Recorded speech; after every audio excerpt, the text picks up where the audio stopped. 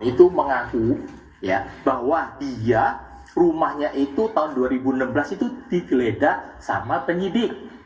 Dengan demikian sejak semula itu polisi sudah mencurigai adalah itu tersangka yang dicari, tapi tidak ditemukan karena diinformasikan sudah pindah sedang kerja di Bandung. Kedua, dalam hal ini jangan lupa Pak, bahwa Saka ini ditunjukkan 3 orang. Itu biasanya teknik daripada penyidik Pak. Ini Pak Susno kan banyak penyidik ini Pak, kabar reskrim. Nah, biasanya itu kan dia memancing. Apakah ini dia? Apakah ini handphone yang kamu hilang? Padahal ini handphone saya Pak. Mancing, oh iya Pak ini punya saya. Kamu bohong. Wah, kira-kira begitu kondisi ya. Itu contoh, itu teknik Pak. Baik. Menurut saya itu bukan. Itu sih Pak Yunadi gini. Saya silakan. Satu ya maksud. Ya, silakan. Kadang-kala kalau saya dengar apa yang disampaikan Pak Yunadi, 2016 polisi menggeledah rumahnya Peggy. Justru itu menurut saya itu adalah pernyataan yang menohok kepada penyidik sendiri. Kenapa seperti itu? 2016 betul polisi berdasarkan keterangan ibunya Peggy menggeledah rumah Peggy. Bahkan merampas, kalau saya bilang merampas karena penyitaan kendaraan tidak disertai surat ya. Mengambil kendaraan motor Peggy Setiawan Suzuki Smash dengan satu motor warnanya payung hitam atau apalah gitu ya. Itu diambil oleh polisi, dua-duanya sampai saat ini tidak kembali dan pada saat diambil itu tidak disertai dengan surat penyitaan. Oke, poinnya apa? Ibunya Peggy Setiawan waktu itu menyampaikan ke polisi 2016, ingat ya, Peggy ada di Bandung.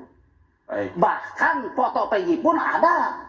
Nah, kalau kita mau bicara tentang 2016, kenapa tidak 2016 tuh polisi susul ke Bandung? Peggy-nya. Oke. Clear, selesai masalahnya. Oke, baik. Ini 8 tahun kemudian baru ditangkap. Saya langsung tanyakan ke Pak Susno sebagai mbahnya penyidik tadi. Mbahnya polisi seperti apa? Gurunya penyidik. Jadi begini, 2016 betul rumahnya Peggy digeledah. Karena apa? Kasus terbunuhnya Vina dan Iki itu diduga sebagai perang antar geng motor. Diduga si Peggy ini sebagai geng motor, langsung digeledah rumahnya. Ternyata yang anggota geng motor itu bukan si Peggy, justru si Eki yang korban. Disitulah ditemukan jaket ektasi ya. Ektasi. Kemudian disitalah sepeda motor Peggy. Ibunya mengatakan Peggy ada di Bandung. Ditemukan foto yang dilihatkan oleh Kadip Humas. Diambillah foto itu, foto tahun 2015 waktu di Mantenan. Nah, apakah foto itu menunjukkan kasus pembunuhan? Bisa saja, tapi belum dijelaskan oleh Dip Humas. Ya, apakah Peggy ini betul sebagai pembunuh? Apakah DPO itu dipandang juga sebagai strategi? Belum dijelaskan juga. Misalnya, Peggy yang dicari rambut keriting di DPO, tapi sebenarnya yang dicari Peggy yang rambut lurus. Terus Peggy yang dicari di kecamatan Talun, padahal di kecamatan ini. Ya ini saja taktik. Tapi kalau kebanyakan taktik, takutnya yang buat taktik itu yang lupa. Pak Edi, silakan Anda punya tanggapan. Saya memberikan tanggapan terhadap Bang Mutar ya. Tadi bilang ada 4 ya. Sebetulnya bukan hanya 4, 5 pun nggak apa-apa.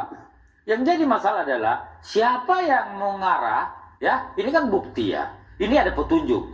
Ini ada ada scientific crime investigation ya. Siapa yang kira-kira bukti-bukti ini yang mengarah kepada satu tersangka. Dan kalau kami melihat bahwasanya polisi berani menetapkan Peggy sebagai tersangka karena memang bukti-bukti semua itu nyambung mengena kepada Peggy. Makanya berani mereka menetapkan tersangka. Terus satu lagi ya, pertanyaan ada saya, mahasiswa. Apa untungnya kalau misalnya kalah atau misalnya tadi gimana pertanyaan tadi?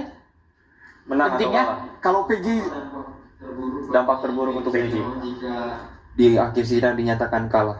ini adalah merupakan sebagai ujian profesional Polri. Ketika polisi menetapkan dia sebagai tersangka, maka itu harus bisa dibuktikan secara hukum. Jadi tidak bisa kalau misalnya polisi tadi menetapkan orang yang benar menjadi salah, itu salah besar. Tapi ketika polisi misalnya menetapkan